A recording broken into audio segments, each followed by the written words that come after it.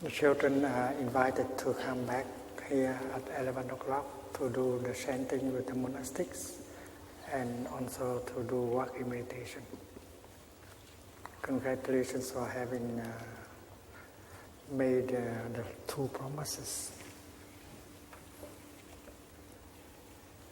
When you hear the bell, you might like to stand up and bow to the Sangha before you go out.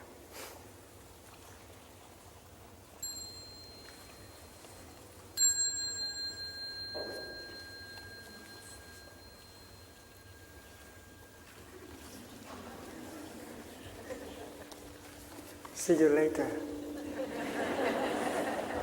11 o'clock.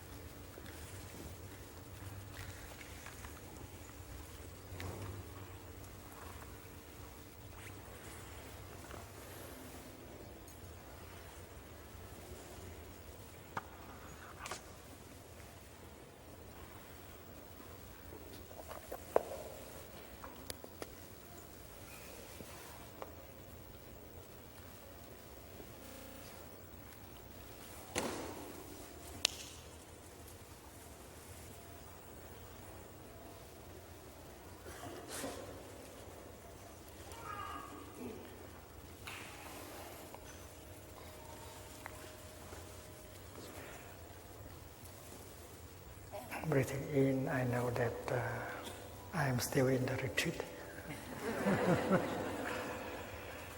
Breathing out, I smile to my Sangha.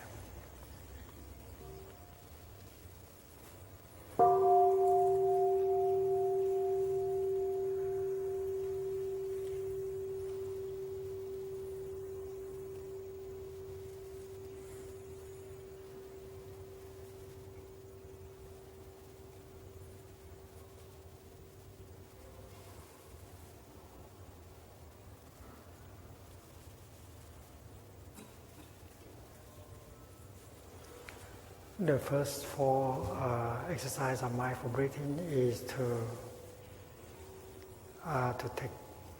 take care of our body. The first one is in out, to recognize our in breath and to recognize our out breath, and we focus our attention on our in breath and out breath only. Identify.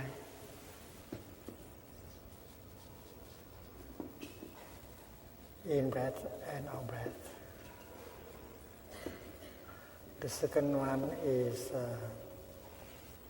to follow our in breath all the way through. To follow our out breath all the way through. To follow.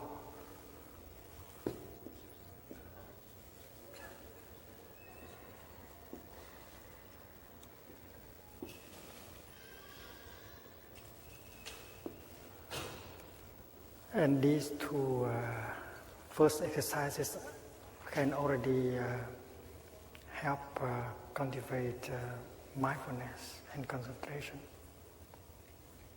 And we enjoy breathing in and out. And if we have enough mindfulness and concentration while breathing in and out, we may get insight also. Insight that we are alive, that there are many wonders of life that are available in the here and the now, that we don't need to run into the future in order to be happy. Many kind of insight can come already with mindful breathing. And the third exercise is to become aware of our body,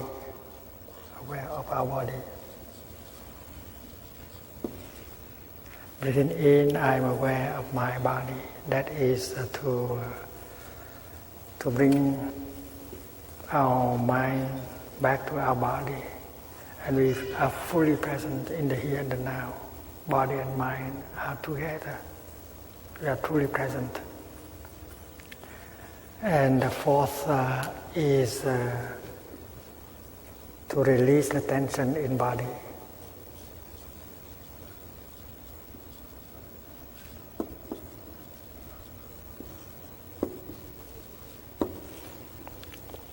And when we release the tension in our body, we reduce the pain in our body also.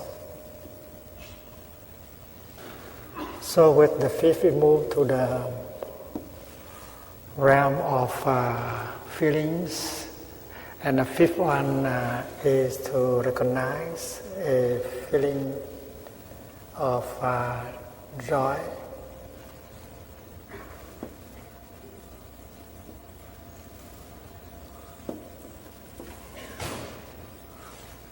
Or we may produce a feeling of joy using the energy of mindfulness to recognize the many conditions of joy and happiness that are already available. Recognize joy or generate joy. The sixth is to recognize and generate happiness.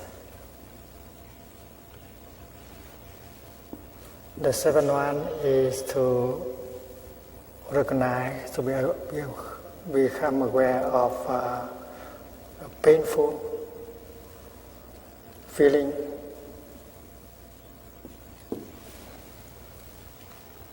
And the eighth one is to embrace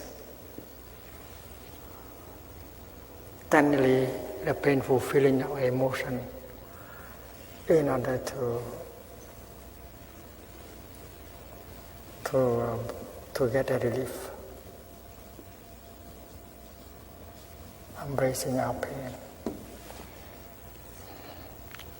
And we can do it collectively also.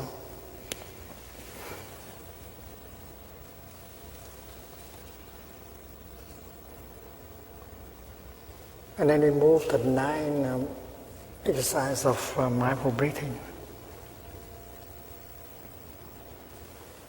We know that there are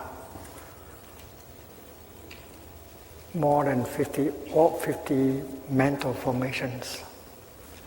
And there are positive, negative, and neutral mental formations. And the 9 is to recognize any mental formation that just manifests itself. Whether it is a joy, or happiness, or sorrow, or fear, we have to recognize them, recognizing.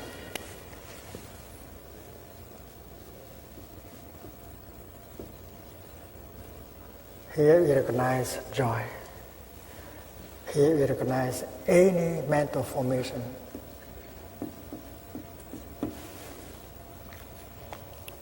So mind is a kind of river.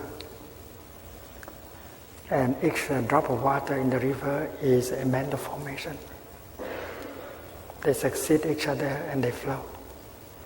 And to meditate means to be there and observe and recognize the birth, the stay, and the dying down of a mental formation. And we can do that without being carried away by these mental formations.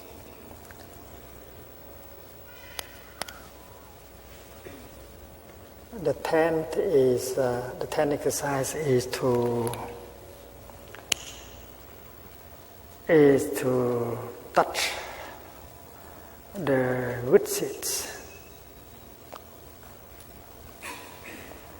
that are there in the depth of our consciousness, like the seed of understanding, the seed of compassion, the seed of non-fear.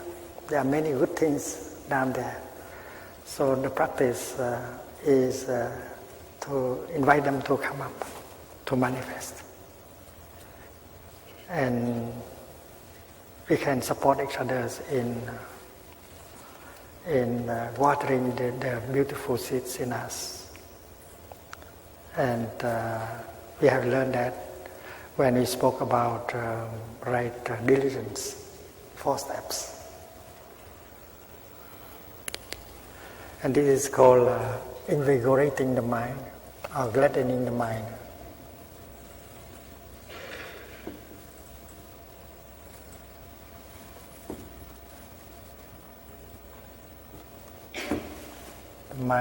To make them stronger, to help them grow at the base.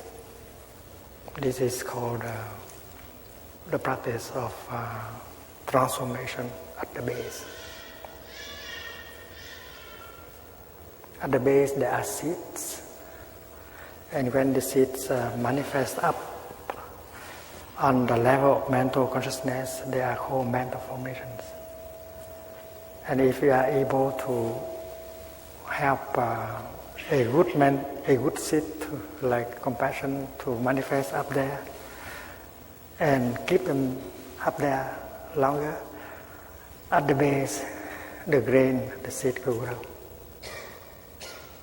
And that is transformation at the base. Our love, our compassion, our insight continue to grow down there. And the 11th exercise is to use techniques of concentration. Concentrating the mind.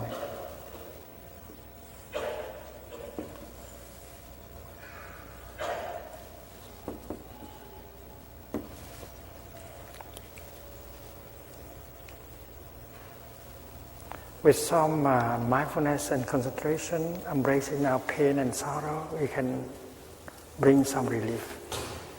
But in order to really transform the block of pain, we need the practice of samadhi,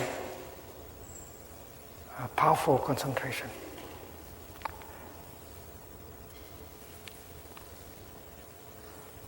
Samadhi concentration has the power to burn away the afflictions. Suppose there is a lens receiving the sun rays, and then it is concentrated here. Ekagata, one-pointed mind. The mind is concentrated to just one point. And the power of concentration becomes powerful, and it can burn out, burn away the afflictions, whether it is fear or anger or despair. So concentration is a kind of power, having the capacity to transform, to liberate, to burn away the afflictions like fear, anger, delusion, and so on.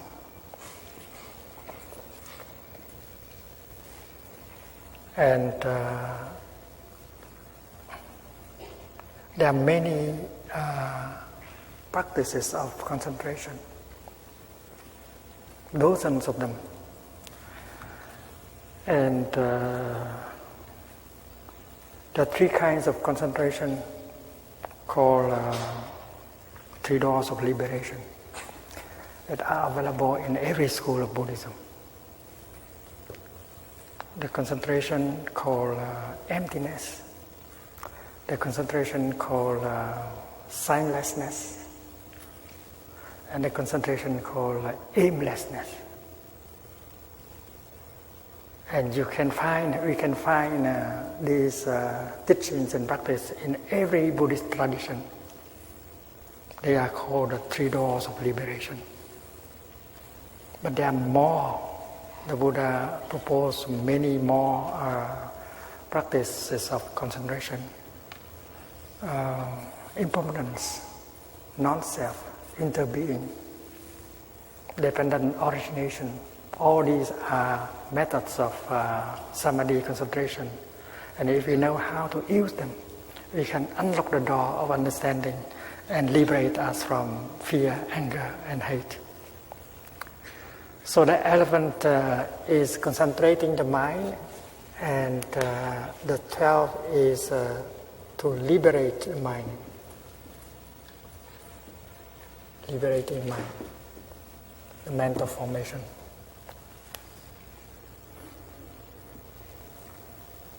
So with the practice of being aware of the pain and embracing the pain, you can bring a relief and suffer less.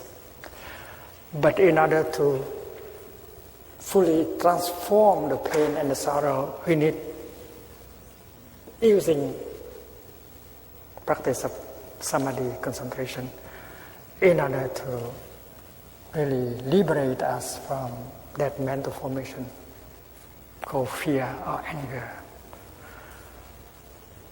or despair.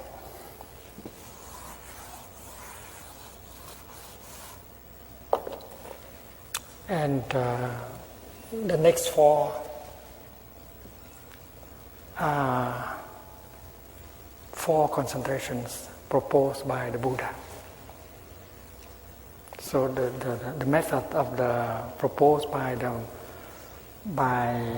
Buddha in the Sutra of mindful breathing is very methodical.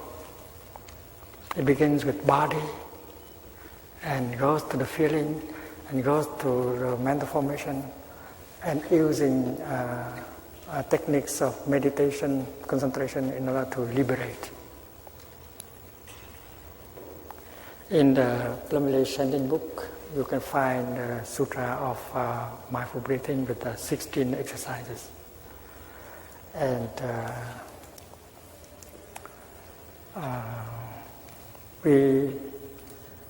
one time we organized a retreat, 21-day retreat in America, and the subject of our studies and practice there is the Sutra on mindfulness, on mindful breathing, and the Dhamma talks of that 21-day retreat have been transcribed and made into a book called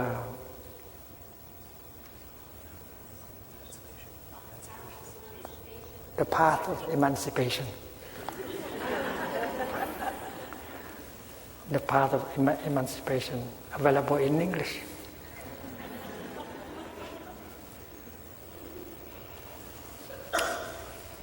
So today we consider a little bit the three concentrations proposed by the Buddha, the three concentration practice that are available in every tradition of Buddhism.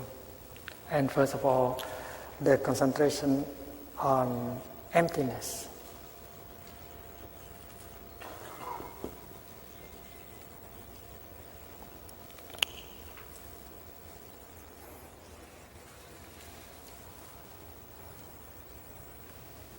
Emptiness does not mean non-existence. This glass can be empty or can be full of tea. But in order to be empty or to be full, the glass has to be there. So emptiness does not mean non-existence. This glass is empty of of water now, but it is not empty of air. It's full of air. So what is helpful is that we ask the question, empty of what? The Bodhisattva Avalokita say that everything is empty. And he asked him, Mr. Bodhisattva, you say everything is empty, but I would like to ask, empty of what? To be empty is always to be empty of something. This is empty of tea, but not empty of air. So when we contemplate a flower like this, we see that the flower is full of everything. The whole cosmos have come and helped the flower to manifest. The cloud, the sunshine, the earth, time, space, gardener, everything has come together in order to help a flower to manifest. And you can see that a flower is full of the cosmos. Why? We say that it is empty. And Bodhisattva could say that, well, you are right. It is full, the flower is full of the cosmos. But it is empty of only one thing, empty of a separate existence. Because a flower cannot be by herself alone. A flower has to interbe with the whole cosmos. A flower is made only of non-flower elements. And if you remove all these non-flower elements, there is no flower left. So it is clear that the flower has to interbe with the cloud. She has to interbe with the sunshine. She has to interbe with everything in the cosmos. She cannot be by herself alone. And you can see that to be means to interbe. To be can only means to interbe, but to be by oneself alone, that is something impossible. So we begin to see the nature of emptiness in everything.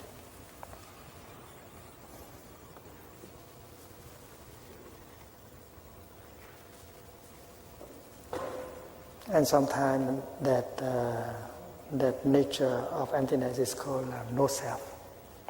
There is no self. But no self does not mean that you are not there. It's like the glass. The glass is empty, but the glass is there.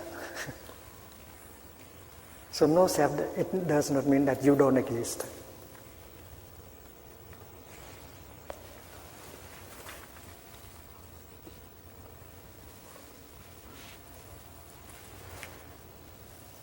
When we look at one action, we believe that there should be an actor behind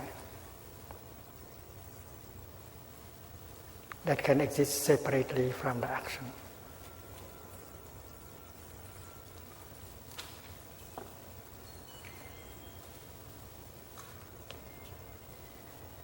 In quantum physics, we learn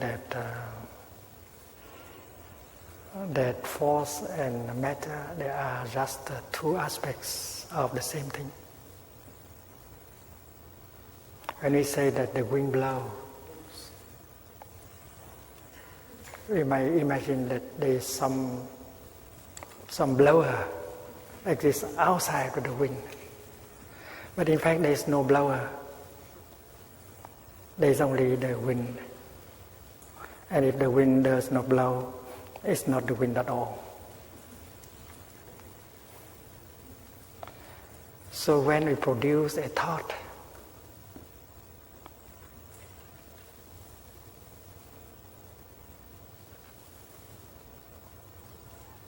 we may believe that there is a thought and there is a thinker that exists separately from the thought.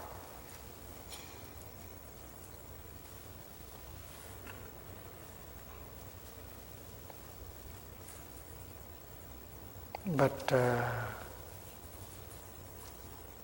we know very well that You cannot find a blower outside the wing. You cannot find a rainer beside of the rain. So action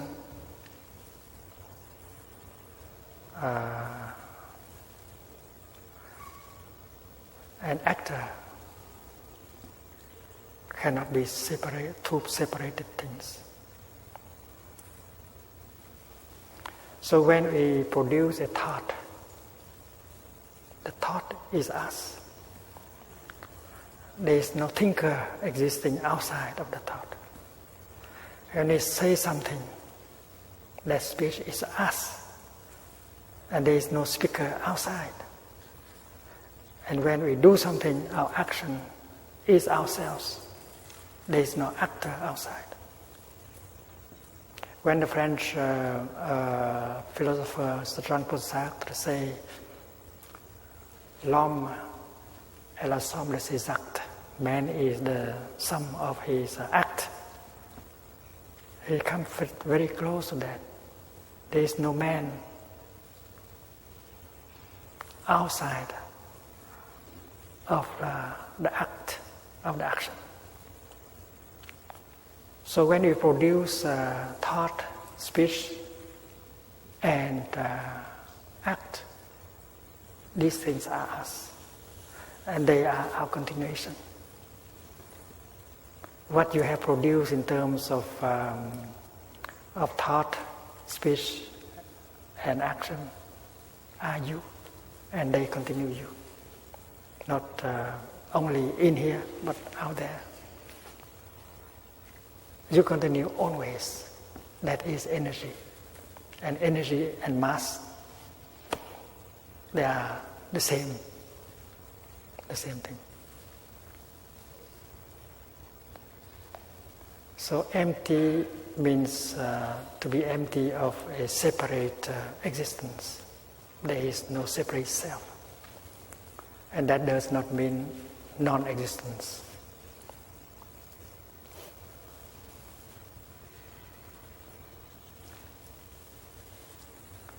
And when this morning, when we before we bow to the Buddha, our teacher, we chanted a verse to help us remove the notion that the Buddha is outside of us. The Buddha is an entity that exists outside of us. The verse goes like this: the one who bows and the one who is bowed to. The one who bows, that means you. And the one who is bowed to, it means the Buddha. In the beginning, we think that we are a separate entity, and the Buddha is another separate entity, and the one who bows and the one who is bowed to, they are two different entities, separate entities. And that is not the best kind of bowing, because that there is no right view. If you think that you and the Buddha are two separate entities, well, your bow does not reflect insight and wisdom. So before you bow to the Buddha, you have to meditate, and you say, the one who bows and the one who is bowed to, both, the nature of both are empty. A Buddha is made only of non-Buddha elements. And me, I am made only of non-me elements, just like the flower. If you remove non-Buddha elements from the Buddha, there is no Buddha left. And if you remove non-me elements from me, there is no me left. That is the meditation on emptiness. And we have begun with that flower. And we agree with each other that if we remove all the non-flower elements, there is no flower left. The same thing is true with you and with the Buddha. So it means, dear Buddha, you are not a separate entity. You are in me and I am in you. You are made of non-you element and I am a non-you element. And I am made of non-me element and you are one of the non-me elements. That is meditation. And if you cannot see the Buddha in you and you in the Buddha, that is not, the communication is not deep enough. There is still dualistic thinking, and it goes against the wisdom of emptiness. The one who bows and the one who is bowed to, their nature, both are empty, and that is why communication is perfect. And only when you have that insight, well, the bow that you make can truly help the Buddha to manifest. You don't think of the Buddha or God as a separate entity. You have transcended the dualistic way of looking, of seeing things. And that is right view. So to bow like that is not just to worship. To bow like that is an act of meditation. And you touch the inside of non-duality. You touch the inside of interbeing. You touch the inside of emptiness.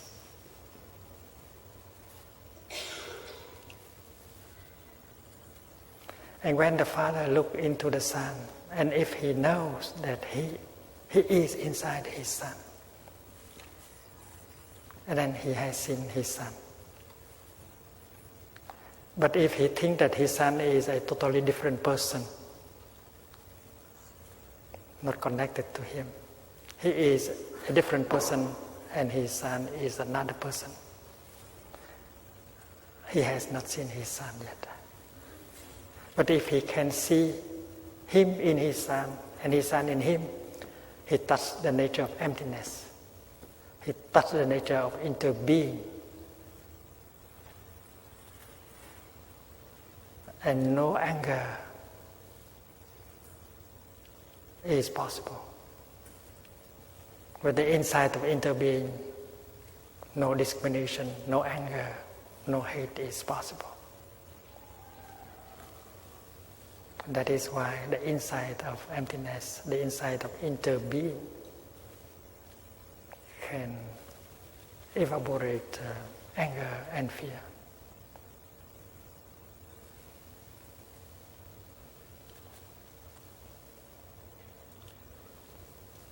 And meditating deeply, looking deeply into the nature of what is there, you can touch the nature of interbeing in it, whether it is a flower, or a Buddha, or a person, or a tree. You can touch the nature of emptiness and interbeing. And you see that the one contains the all.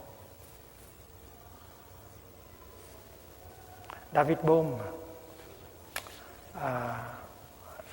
used the expression the explicit order and the implicit order. Reality can be seen in two ways. In the explicit order, things are outside of each other. The flower is outside of the cloud. The flower is outside of the sunshine. But when you look deeply, you see that the sunshine and the cloud are in the flower. So in the implicit order, things are inside of each other. And that is very close to emptiness, very close to...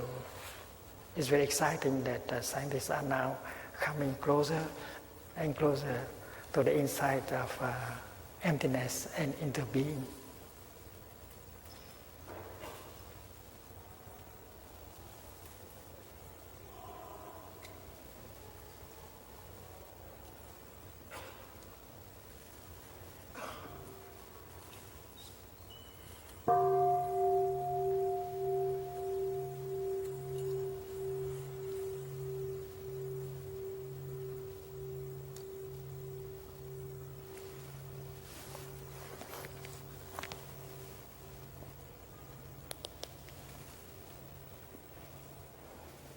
The second door of liberation is the door of signlessness.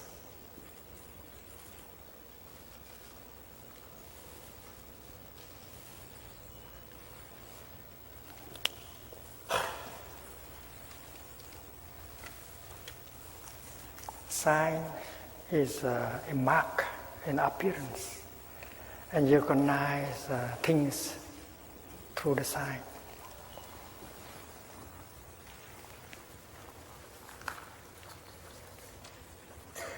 But the Buddha said that if you can't rely so much on the sign, you'll be caught in delusion and wrong perceptions.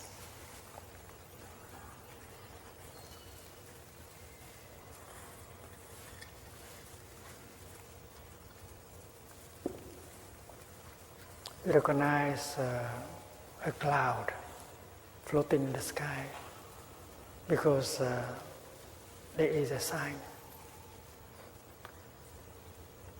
the appearance of a cloud. And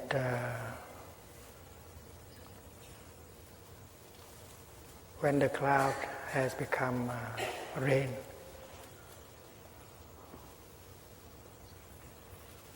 or snow, we don't recognize it anymore, and we say that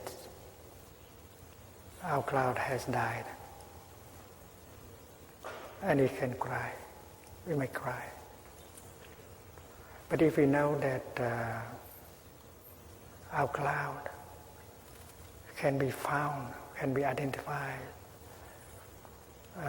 under another sign, and then we will not cry. In fact, it is impossible for a cloud to die. Because in our mind, to die means from something you become nothing. From someone you become no one. That is our idea of death.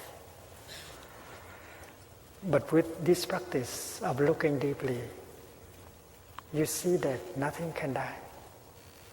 And there is a French scientist whose name is Lavoisier. He said that nothing is born, nothing dies. Rien ne se crée, rien ne se perd. A cloud can become snow or rain or hell. But a cloud cannot become nothing. A cloud cannot pass from being into non-being. And if we practice signlessness, we will be free from grief, despair, and fear. Your beloved cloud is no longer in the sky, so you cry. You are caught in grief. But your cloud, in her new form, the rain is calling you, darling, darling, I'm here. Don't you see me? So instead of getting caught in despair, you have to look deeply and to see that your beloved one has not passed from being into non-being. It's impossible for a cloud to die. It's impossible for your beloved to die. She is no longer in the usual form that you used to see, but that does not mean that she no longer exists. So you should not count on the appearance, on the sign. Otherwise we'll be caught in despair and anger.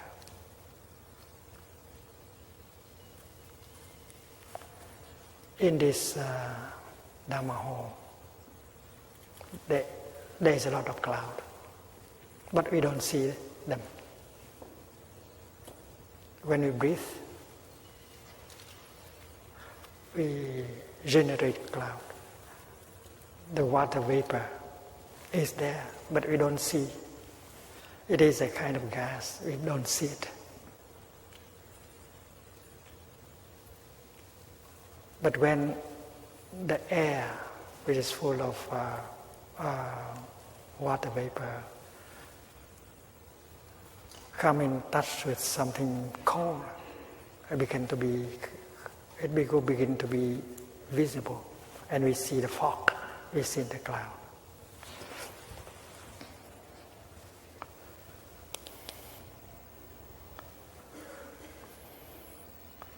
There is a high mountain here, and the air, the wind is blowing in this way. You don't see any cloud here, but the air has a lot of water vapor. You don't see it. When you come to the foot of the mountain, it cannot continue anymore, so it began to go up. And when you go up to this level, it meets the cold, and it becomes visible as a cloud. So you think there is a cloud here, but not here. That is a wrong perception. There is a cloud here, in this very Dharma hall. You don't see it, or you only count on sign, on the mark, on the appearance. So the Buddha said that we should not rely so much on the appearance, on the sign.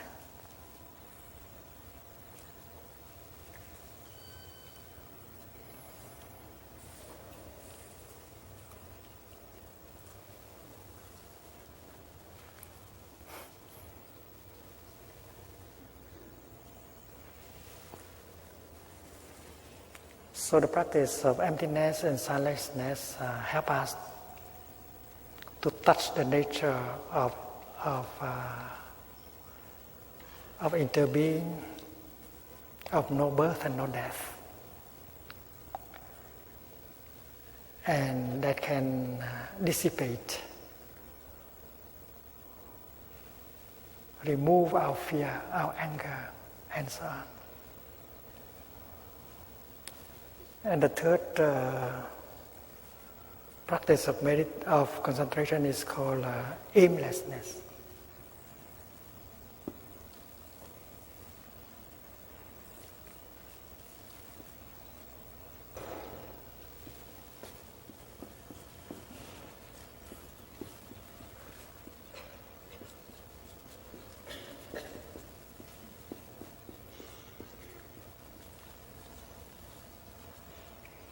Shunyata, Animita, Apranihita.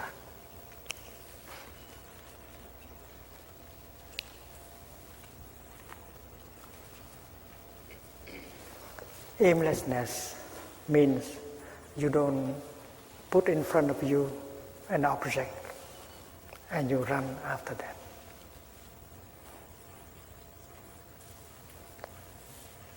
You no longer long to anything, you no longer chase after anything. Because when you come home to the here and the now, you touch deeply what is there, and you know that what you have been looking for, it is right there already in the here and the now. What you have been looking for, like Buddha, Jesus, God, the kingdom of God, they are already there in the here and the now. Your happiness, your peace also. You don't have to go and look for it elsewhere and in the future.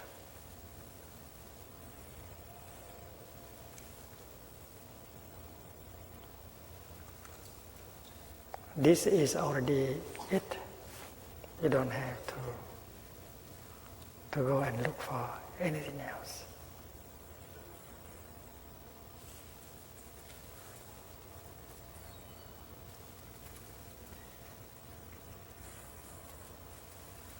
On the first day of our retreat, we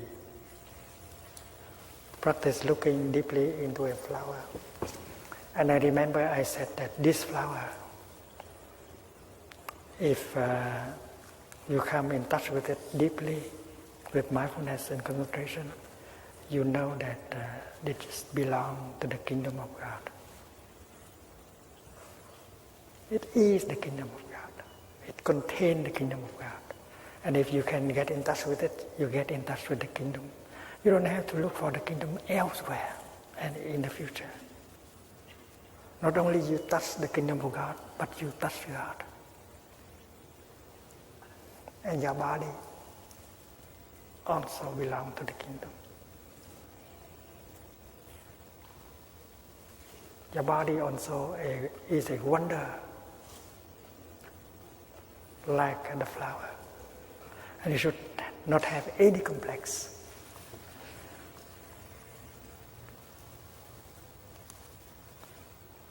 Not only the lotus is a wonder of life, but the mud that helps create lotus is also a wonder of life.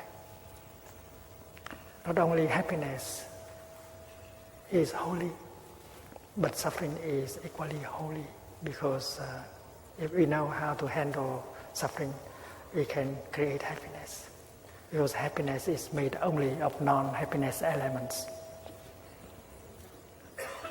That is the insight of interbeing. And therefore, when you touch the truth of signlessness, you don't run anymore. You are peaceful. You are at peace in the here and the now. And happiness, true happiness, becomes possible.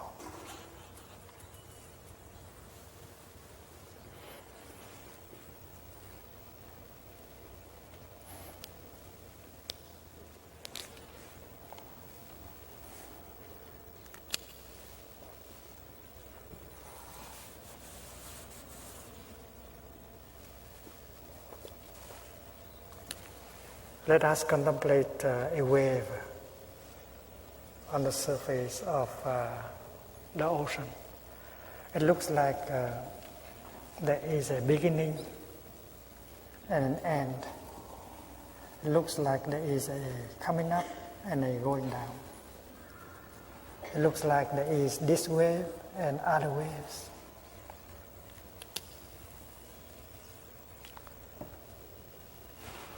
And the wave might be caught in this notion, beginning, ending, high, low, being and non-being. And the wave can suffer deeply because of these notions. We know that our cloud can never die. Because to die means from something you suddenly become nothing. But we have learned that nothing can become nothing.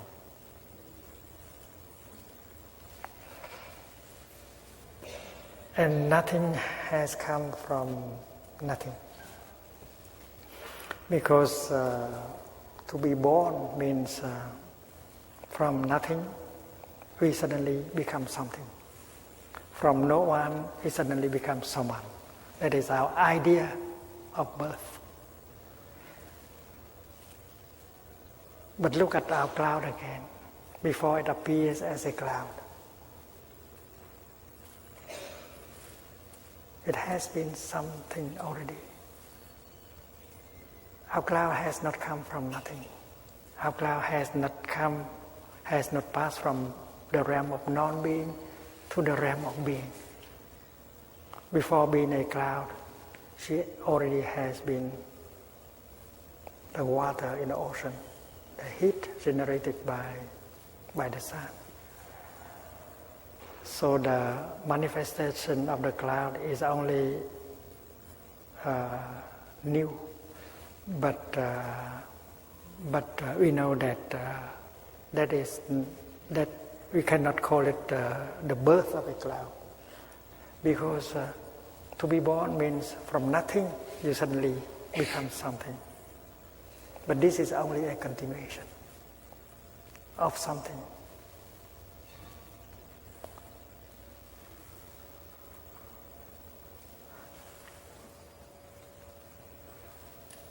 It is like this sheet of paper.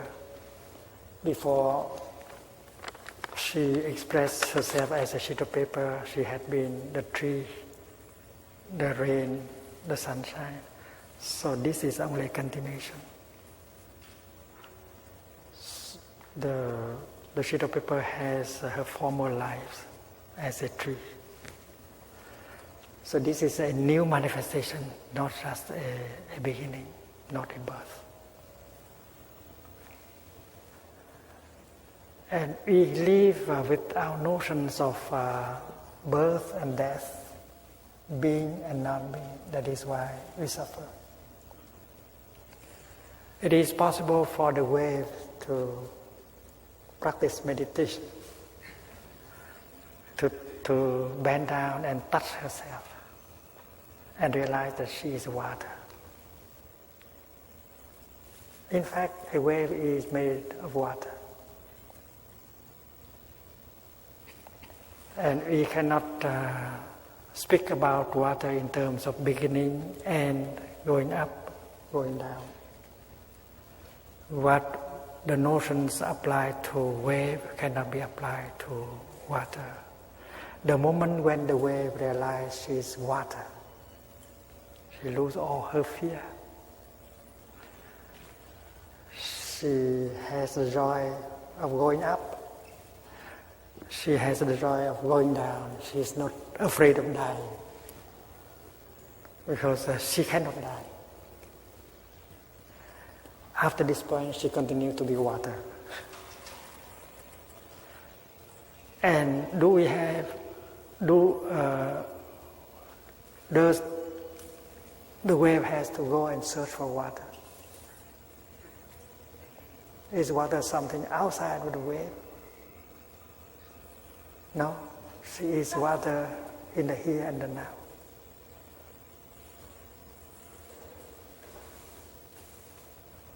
The same thing is true with the kingdom of God. The pure land of the Buddha, enlightenment, nirvana. We don't have to look for them elsewhere and in the future. They are our true nature. We don't have to go and look for them. And that is the meaning of aimlessness. You don't have to run and look for it. It is right here and right now. You are already what you want to become. You are a wonder. You belong to the kingdom. Enjoy.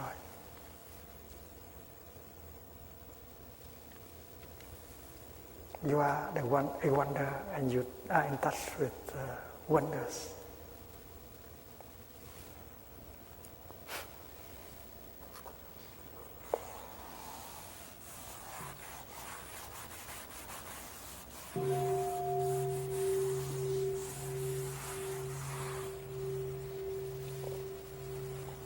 Suppose we draw a line from left to right,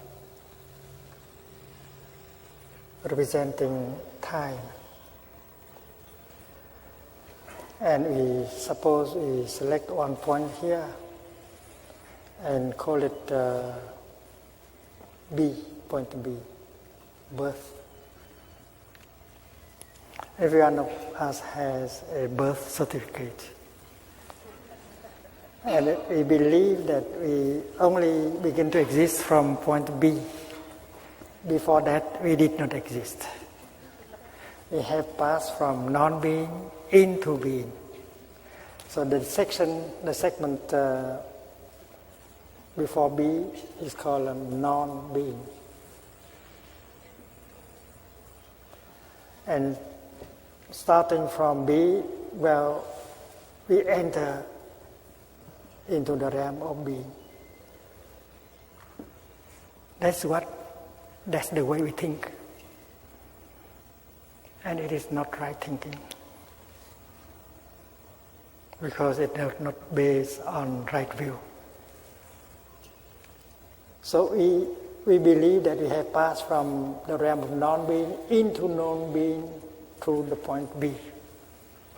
And we continue to stay in the realm of being until later, maybe at the point D, death.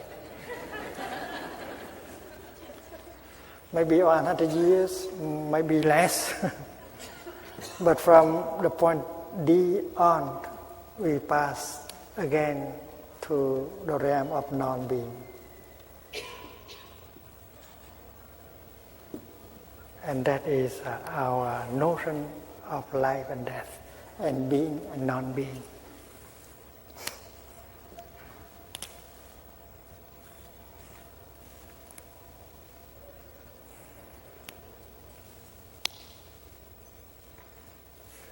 When we observe a sheet of paper, when we observe a cloud, we know that this is wrong. This concept of birth and death, being and non-being are wrong. Because if we speak of the cloud, we know that the cloud, before point B, the cloud did not belong to non-being. The cloud was the water in the ocean, the heat, and so on, many other things. So this point B is only a point of continuation, not a beginning. The notion of beginning cannot be applied to reality. There is no beginning. There is no birth. And some of the scientists have found that there is nothing is born, nothing dies. Lavoisier is a scientist. He doesn't call himself a practitioner of meditation, but he also practiced looking deeply, and he found out that there is no birth, there is no death. Rien ne se crée, rien ne se perd. So the sheet of paper also, when it appears in the form of sheet of paper, is not the beginning. Before that, it was a tree. So the sheet of paper has not passed from non-being to being, and will not pass from being to non-being. So our notion of birth and death, being and non-being, cannot be applied to reality. And nirvana is the removal of all notions, including the notion of birth and death, being and non-being. To be empty of all these notions.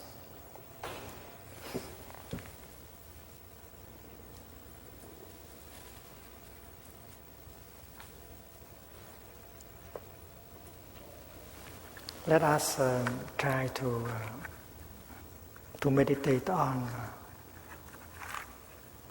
a flame, on a little flame. We know that a flame is made only of non-flame elements, right? Like the flower. And non-flame elements are already there, inside of the box and outside of the box. Oxygen is a non-flame element.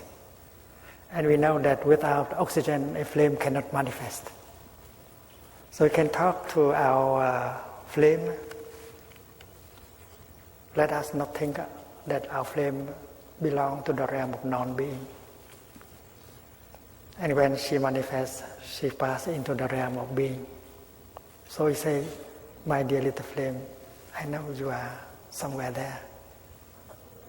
Why don't you manifest for us? I know you are there, inside the box and outside the box. You are in non-you elements. Why don't you manifest for us? And then the flame, if you listen, you can hear the answer. Dear Thầy, dear Sangha, I am ready to manifest for you, but I need one more condition, one movement from your fingers. And then we provide the flame with the last non-flame elements.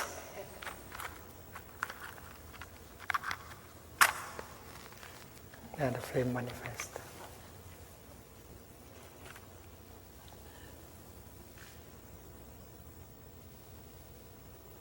Thank you, dear little flame, for having manifested for us. Please stay a little bit longer.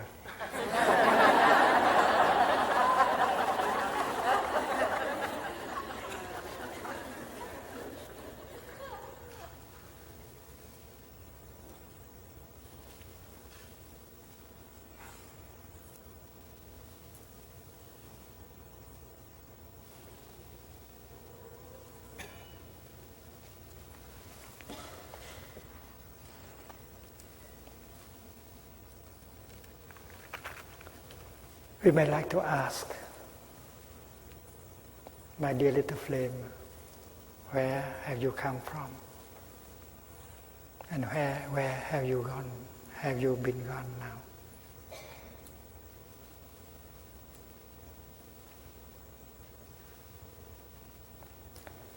And we can hear something like this, dear Thai Sangha, I have not come from anywhere. I have not come from the south. I have not come from the north, the east or the west. When conditions come together sufficiently, I manifest. My nature is the nature of no coming.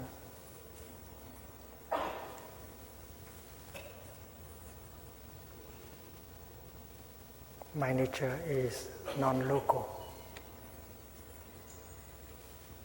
And we know that the flame has told us the truth. And if we ask, my dear little flame, where have you gone? And she will say, I have not gone anywhere. I have not gone to the south, to the north, to the above, to the below. My nature is non-local. When conditions are no longer sufficient, I just stop manifestation and wait for a chance to manifest again. My nature is no coming, no going. Think of your beloved one. Think of the person that has left you.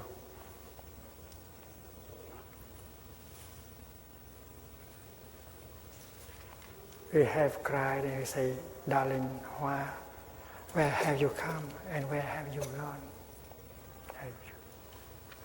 But our beloved one, her nature, his nature is also the nature of no coming and no going. She has not come from non-being into being. She has not passed from being into non-being. All these are notions, ideas. And meditation helps us to touch the real nature of reality and remove all these notions as being and non-being, birth and death, coming and going.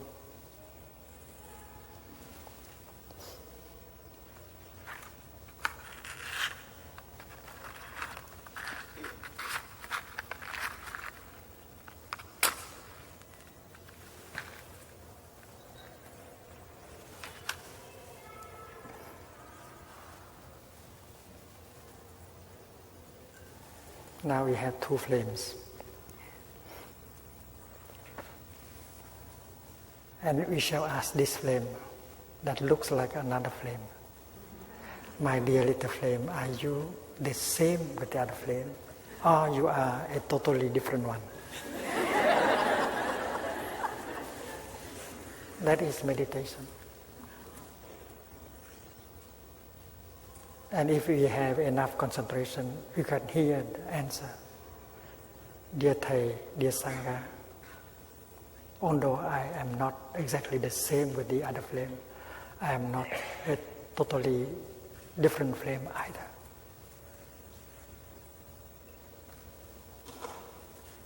When we look at a flame like this, you have the impression that it is the same flame going on. But we don't know that there are a multitude of flames succeeding each other. It's like when we project a film, we see one person, the image of one person making movement.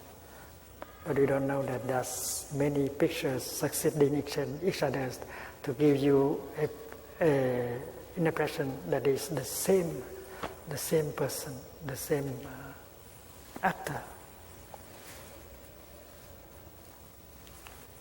So we have the notion of birth and death.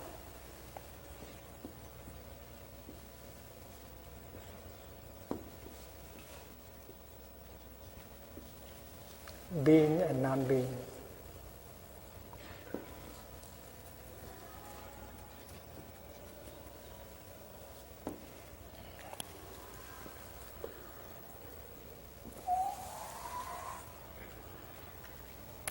Coming and going, and sameness, otherness.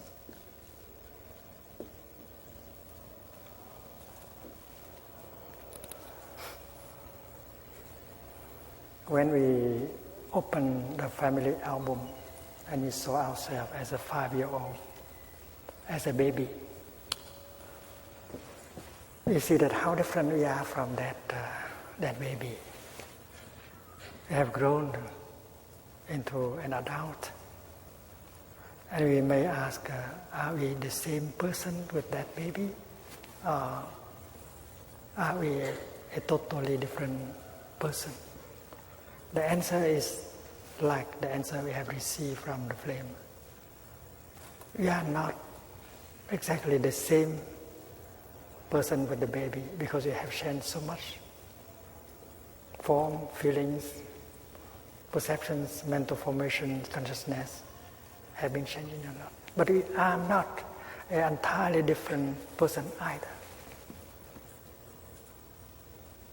So reality transcends all these notions. Birth and death, being and non-being, coming and going, sameness and otherness.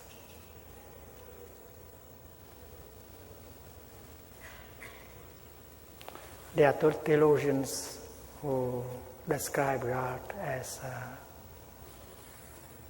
the foundation of being. He's still caught in the notion of being.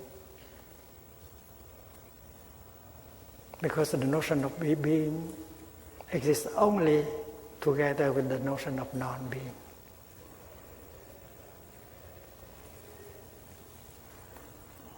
And if God is the foundation of being, who will be the foundation of non-being? God should transcend both concepts of being and non-being. You cannot describe God in terms of being or non-being. And deep meditation helps us transcend the notion of being and non-being. To be or not to be, that is not the question.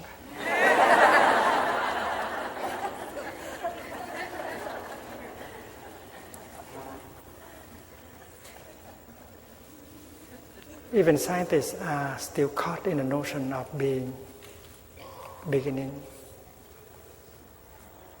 But they are on their way to discover the nature of reality, that transcending the notion of existence and non-existence. They begin to say things like quantum, the quanta, do not really exist. They fluctuate in and out of existence. They don't really exist. They have only a tendency to exist. Very close. And meditation can help them remove notions of beginning, ending, being and non-being more quickly. We will have a 21-day retreat in Plum Village next year. for scientists and Buddhist practitioners on this theme. And both traditions can help each other. Please join us 21 day. We will examine these teaching and practice in depth because we have 21 days.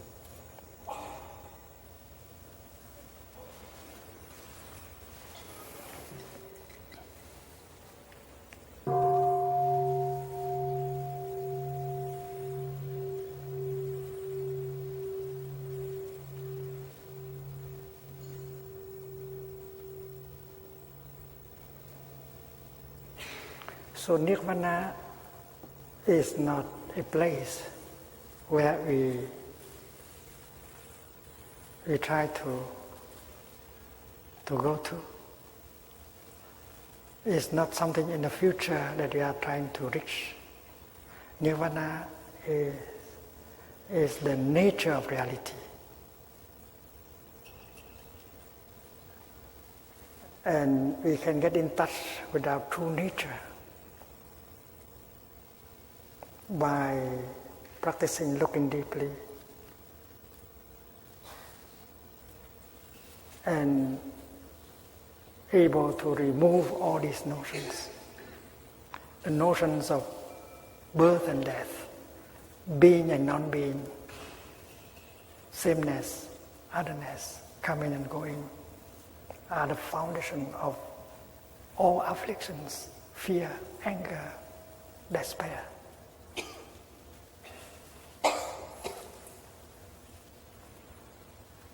And if we are able to touch our true nature of no birth, no death, no coming, no going, no being, no not being,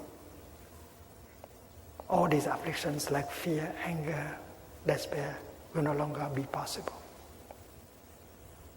And that is what the Buddha called a right view. If you have right view, all your thinking will be right thinking, all your speech will be right speech. And you can only create peace and happiness. And that is why on our first day of the retreat, we already say that the Buddha described right view as the insight that is free from the notion of being and non-being. And let us organize our life in such a way that we have time to go deep into this. It will satisfy us deeply. We need a spiritual dimension in our life. And if we can touch the nature, our true nature of no birth, no death, no being and non-being, and then no fear will be there, no despair will be there. And peace and solidity will help us to serve other people much better.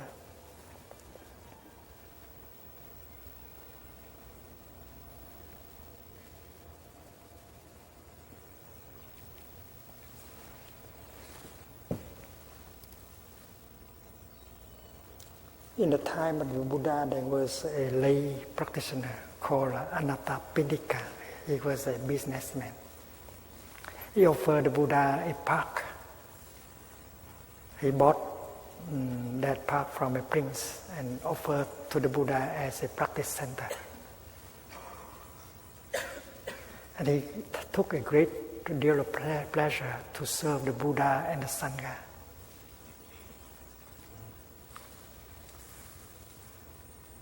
And one day the Buddha learned that Anathapindika was dying.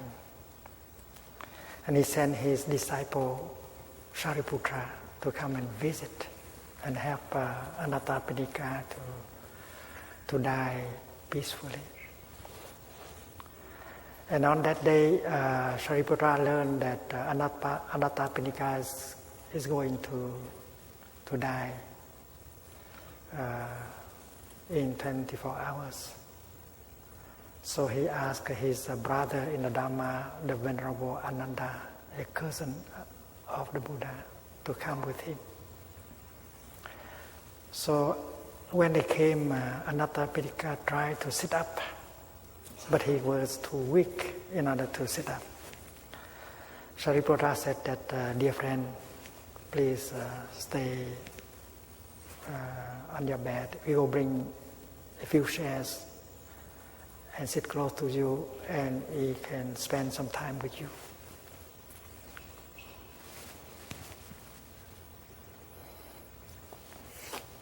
And when the two venerables sat down, Sariputta asked, dear friend, how do you feel in your body? Is the pain in your body decreasing or still increasing? Anathapindika said, well, dear venerables, it does not seem that the pain in my body is decreasing. It is increasing all the time. Sariputta said that in that case, let us practice together the recollection of the three jewels. And he began to offer a guided meditation on the Buddha, the Dharma, and the Sangha. Sariputta was one of the most intelligent monks. And he knew that Anathapindika had taken a lot of pleasure serving the Buddha, the Dharma, and the Sangha. That's why if he can focus the attention of the layperson on the three jewels, that will lessen the pain in the body. In fact, the guided meditation was very helpful. And focusing his attention on the Buddha, Dharma, and Sangha reduced a lot of pain in the body, and he was able to smile. And Sariputta said, let us continue with our meditation. Breathing in, I'm aware of the element water in me. Breathing out, I smile to the element of water in me. Breathing in, I am aware of the element of water outside of me. Breathing in, I'm aware of the element heat in me. Water, earth, heat, and air.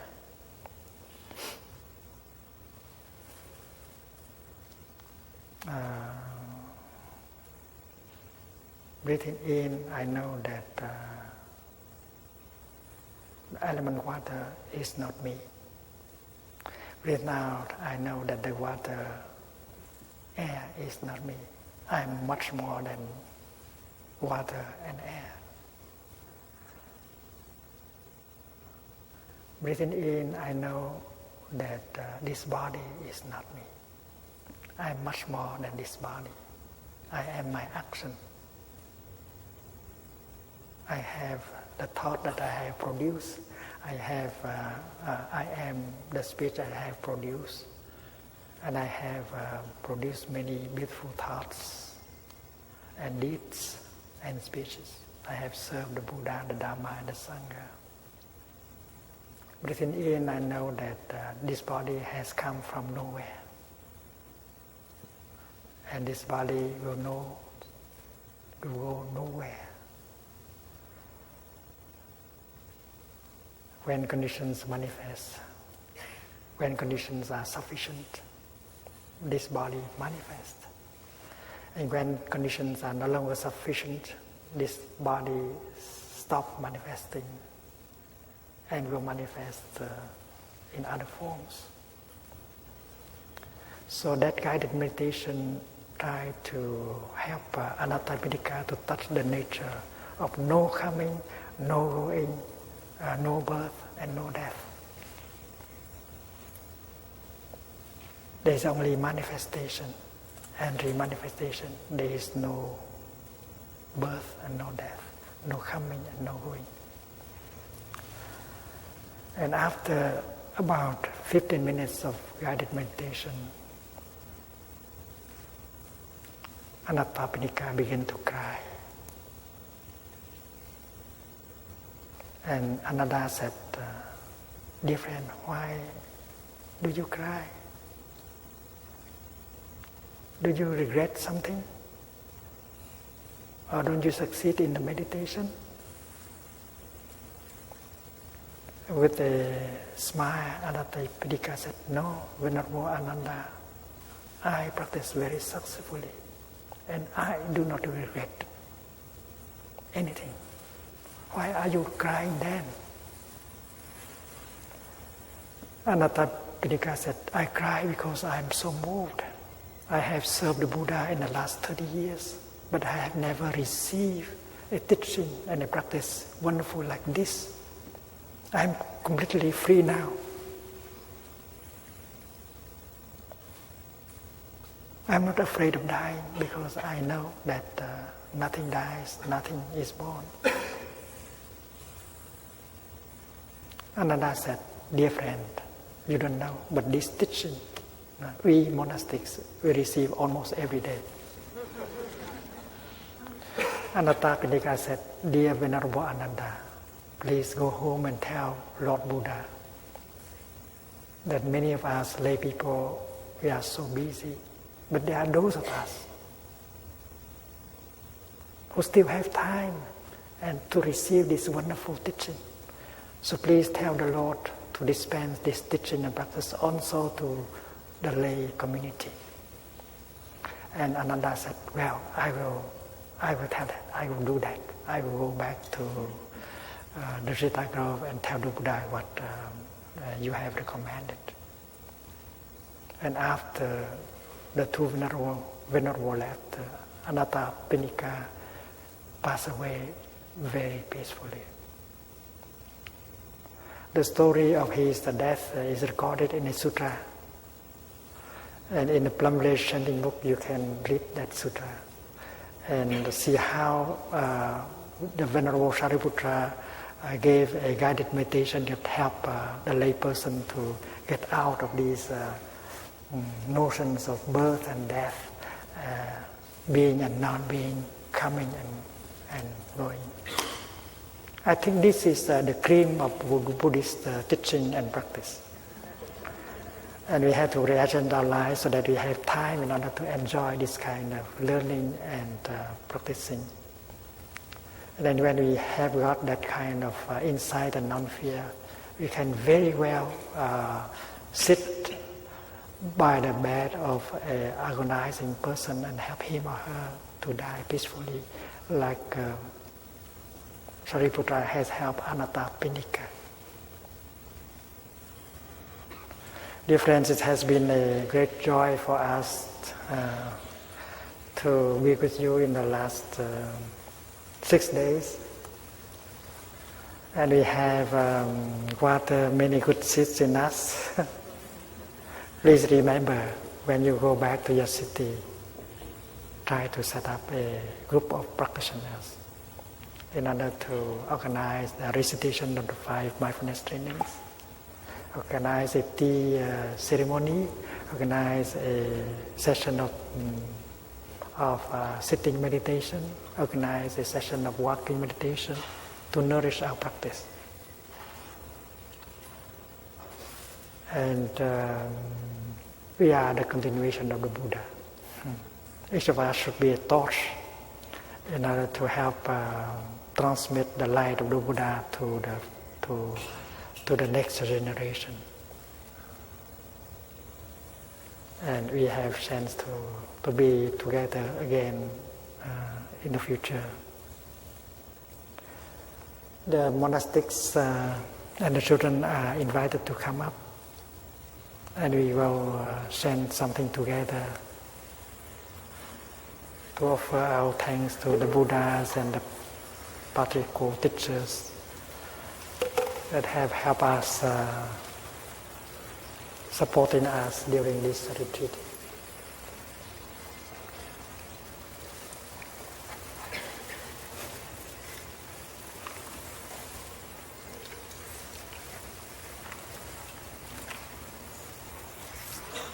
After this, we shall do walking meditation together.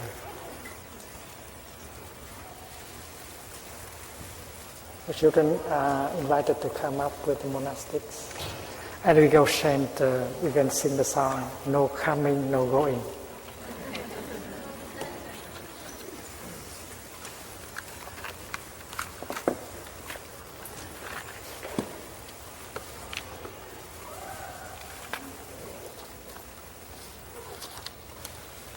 The children are invited up here.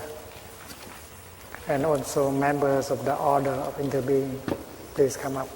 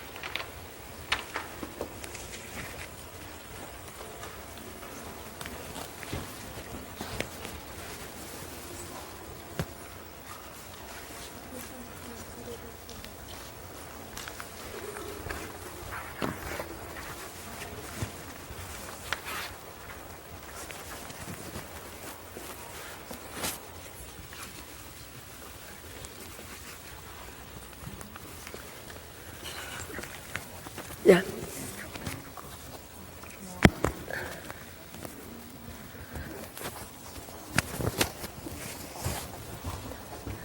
No coming, no going, no after, no before. I hold you close to me.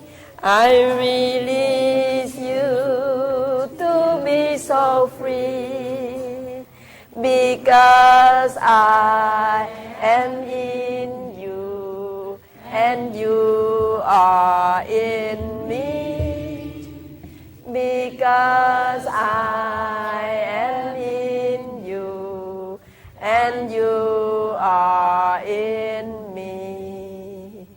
Sans venir sans partir, ni avant ni après, je te tiens près de moi et je te laisse pour être libre, parce que je suis en toi et tu es en moi, parce que je suis en toi et tu es en moi. No coming, no going, no after, no before. I hold you close to me. I release you to be so free, because I am in you and you are in me, because I am in you and you are in me.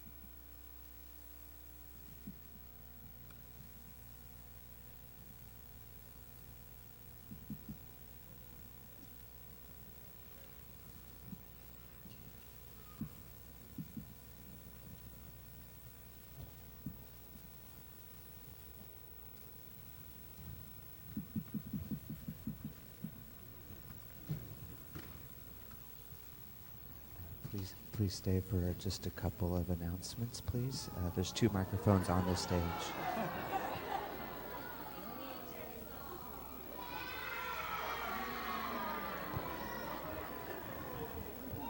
There will be walking meditation in a few minutes, and the sister has an announcement for a few names, so please pay attention to your name.